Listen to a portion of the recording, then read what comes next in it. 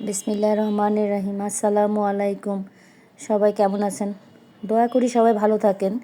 তারপরও আমরা ভালো নাই, কারণ দেশের যে পরিস্থিতি, কিছুদিন দেখতেই পারলেন 2-3 দিন আগে যে কীভাবে স্কুলটার মধ্যে প্লেনটা ক্র্যাশ করলো, যেভাবে এগুলো ছোটো ছোটো কতগুলো বাচ্চার জীবনটা চলে গেল।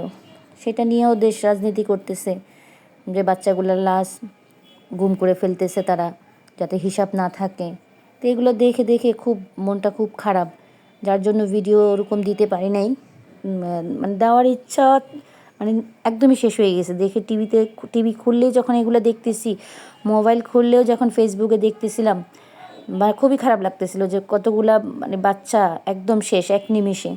আমাদের ছোট্ট একটুখানি হাত পুড়ে গেলে, একটু হাতে ছ্যাঁকা লাগলে আমাদের কত কষ্ট লাগে। যেহেতু আমরা একটু বড়, আমাদের কত কীরকম কষ্ট লাগে আমরা সেটাই নিয়ে কত মানে চিৎকার করি, কত কান্নাকাটি করি। আর এই ছোট্ট ছোট্ট বাচ্চা না চিৎকার করতে পারছে না কান্না করতে পারছেন, এক নিমেষেই সব শেষ। অনেকে তো বাবা মায়ের সামনেই শেষ, যে বাবা মাগুলার আর মানে কোনো ইস্যু নেওয়ার কোনো স্কোপ নাই, কিংবা আর হবে না, এরকম অনেকগুলো ঘটনাই দেখলাম। তো এদের জন্য খুবই খারাপ লাগতেছিল। খারাপ লেগে দেখা গেছে যে একটু অসুস্থ হয়ে পড়ছি, এর জন্য আর ভিডিও এরকম দিতে পারি নাই।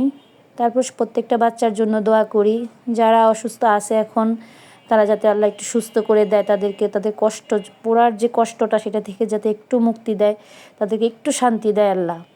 আর যারা চলে গেছে আল্লাহ তাদেরকে তো বেহেশতে নসিব করুক। তাদেরকে মানে আর কি বলবো, বাচ্চাদেরকে আর ফুলের মানে আমার ভাষা নাই, তারপরেও বলতেছি। এর মধ্যে যেটা আমার ঘরে হয়ে গেল, আমার চুলাটা ওই আগুন আগুন করতে করতে দেখা গেছে আমার চুলাটা তো আগেই ডিস্টার্ব ছিল, এখন চুলাটাও নষ্ট হয়ে গেছে। এই চুলাটা অনেক খোঁচাখুচি করলাম যে চালানোর মতো হয় কি না, দেখলাম যে রীতিমতো মানে আর হচ্ছে না, এখন একদম নিবু নিবু জলেই আসতেছে। তো এটা দিয়েই এখন পরিষ্কার করে একটু রান্না করি। রান্নাটা করতে দেরি, আর মানে রান্না হয়ও নাই পুরা। এর মধ্যে চুলার আগুন পুরাটাই বন্ধ হয়ে গেছে। তারপরে মিস্ত্রি আনালাম, পরে বলতেছে যে মিস্ত্রিকে দেখানোর পর মিস্ত্রি বললো যে আন্টি, যে আপনি খোঁচাখুচি করছেন কিন্তু লাভ হয় না, কারণ এটার ভিতর থেকে নষ্ট হয়ে গেছে। এখন এটা ঠিক করতে গেলে যা আপনি তার চেয়ে দেখা যাবে কিনতেই পারবেন। আমি বললাম যে আর হবেই না, কাজে হবে কিন্তু গ্যারান্টি নেই, কারণ চুলার সাথে যেটা ছিল সেটা তো নষ্ট হয়ে গেছে। আর এখন নতুন করে যেটা দিব সেটা তো চুলায় নাও হতে পারে, নানান রকম মিস্ত্রিদের যা কথা, যে আপনি মানে মিস্ত্রিটা একটু ভালো দেখে শুধু সে বলছে যে আবার যদি হয়ে যায় তখন কি করবেন, তার চেয়ে একটা কিনে নেন। আমি যে প্রথমেই বলছি যে বাবা আমাকে কিন্তু অযথা টাকা খরচ করায়ও না, যদি ভালো হয় যে আমি হ্যাঁ আরও 3-4 বছর চলতে পারি, ওইভাবে যদি ঠিক করে দিতে পারো তাহলে দাও। তখন বললো যে না আন্টি, এরকম কোনো গ্যারান্টি নাই, আমি যে ঠিক করে দিলে যে আপনার এটা চলবে, কারণ একবার যদি নষ্ট হয়ে যায় সেটা তো আর ওরকমভাবে সার্ভিসিং দেয় না। আমি বললাম তাহলে আর কী করার আছে, কাকে আন্টি এখন তো যেহেতু আপনার চুলার এখন আগুনই বন্ধ হয়ে গেছে, এখন আর কী করবেন। আমি বললাম যে কোনো রকমই কিছু হয় না, দেখো না যদি 7-8 দিন চালানো যায়। তখন বললো যে না আন্টি, এটা আপনি এখন আপনি 2100-2200 টাকা খরচ করবেন, আপনি পুরো বার্নারটাই সব চেঞ্জ করতে হবে, শুধু আপনার বডিটা থাকবে, তাহলে তারপর চুলাই কিনতে পারেন এই 2500-2600 টাকা খরচ করে, তারপর আপনি আমার খরচ দিবেন। আমি বললাম যে ঠিক আছে, তাহলে তুমি যদি মনে করো যে আমার চুলা কিনতেই হবে তাহলে দেখি। এই তো দেখতেই পারতেছেন যে আমি রান্না শুরু করছি, মানে চুলা টুলা পরিষ্কার করে করে এই রান্নাটা করতে শুধু পারছি। এরপরে এই 2 দিন একেতে তো এই মানে স্কুলের এই পোড়াগুলো দেখতেছি, চুলাও নষ্ট হয়ে গেছে, সব দিক মিলে অসুস্থ হয়ে 2 দিন পড়াই বিছানায়। তারপর যা খাবার দাবার বাসার সামনে একটা ছোট্ট হোটেল ছিল, ওই হোটেল থেকেই মানে অল্প স্বল্প ভাজি ভর্তা এগুলো আইনা খাইলাম। পরে চিন্তা করলাম যে না দেখি, তখন একটুখানি কষ্টই হয়েছে, মাসের শেষ, সব দিক মিলে কষ্ট হয়েছে। শেষে একটা যে চুলা কিনিয়ে নিয়ে আসছি, আর কিছু করার নাই।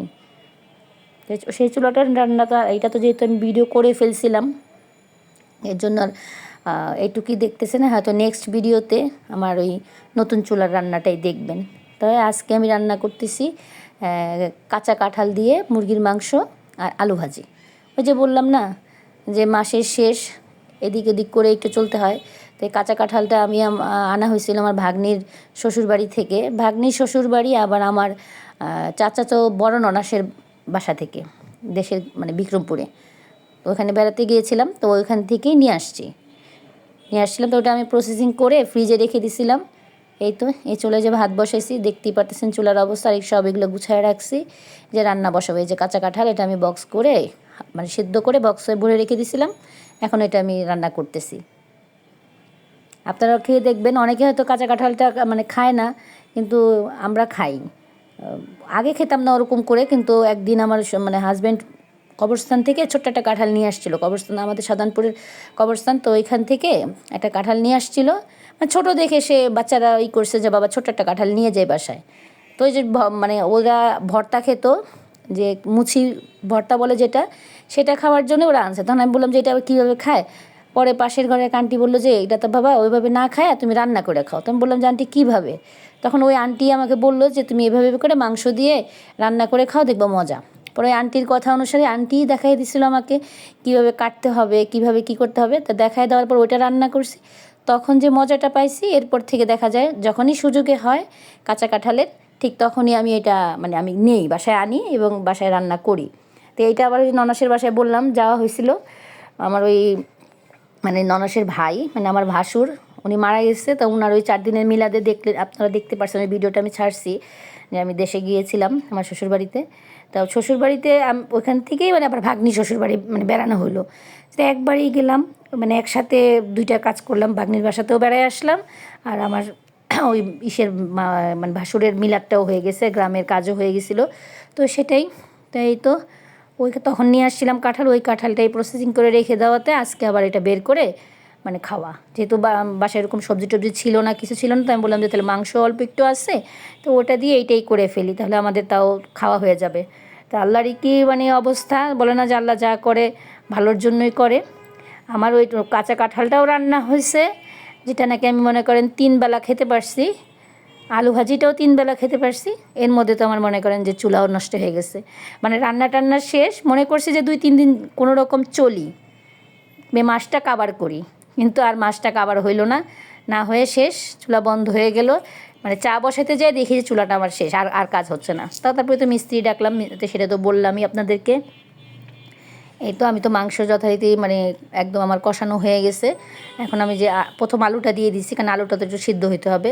তো আলুটা দেওয়ার পরে আমি আলুটা আবার কষায় তারপরে আমি কাঁচা কাঁঠালটা দিয়ে দিব, দিয়ে অল্প পানি দিয়ে দিব, তাহলেই হয়ে যাবে। আপনারা দেখতেই পারবেন যে আমার রান্নাটা যখন বসাইছি তখনই আস্তে আস্তে মানে চুলা বন্ধ হওয়ার পর্যায়ে বারবারে আমি চাবি দিয়ে ঘুরে তারপরে মনে করেন রান্নাটা করা, শেষ সময় তো একদম বন্ধই হয়ে গেছে। তো এই যে এইভাবে করে যদি কাঁচা কাঁঠাল খান মজা লাগবে, একটু ঝাল করে খাবেন, তাহলে মজা লাগবে অনেক। যেহেতু আমারও মজা লাগছে, আমার বাচ্চাদেরও, কারণ বাচ্চারা তো সচরাচর খেতে চায় না অনেক কিছু, কিন্তু যেহেতু আমার বাচ্চার মুখে একটু মজা লাগছে, ও খাইছে, এর জন্য বললাম যে আপনারাও রান্না করে দেখবেন, খাবেন, ভালোই লাগবে, খারাপ লাগবে না, একদম মানে মগজের মতো লাগে। এই তো ওইদিকে রান্না শেষ, আর এদিকে আবার ঘরটাও পরিষ্কার করতেছি। যদি আবারও বলতেছি আপনাদেরকে, যদি ভালো লাগে তাহলে একটু লাইক শেয়ার কমেন্টস করবেন, বেল আইকনটা বাজায় রাখবেন আমার ভিডিও দেখার জন্য। এই তো ঘরটা মুছে তারপরে গোসলে যাব, নামাজে যাব। এইদিকে বিছানা মানে গুছায় নিছি, ঝাড়া দেওয়া হয়ে গেছে, ঝাড়ুটা বিছানার উপরে রেখে দিছি, কারণ ওই সাইডে যেহেতু ঝাড়ুটা রাখে আমি দরজার পিছনে, তাই দরজার পিছনে যেহেতু মুছবো, এর জন্য ঝাড়ুটা বিছানার উপরে রাখছি। মানে ঘরটা মোছা হয়ে গেলে তখন আবার জায়গায় চলে যাবে। এদিকে সব গুছানো হয়ে গেছে, কারণ আল্লাহ হাফেজ।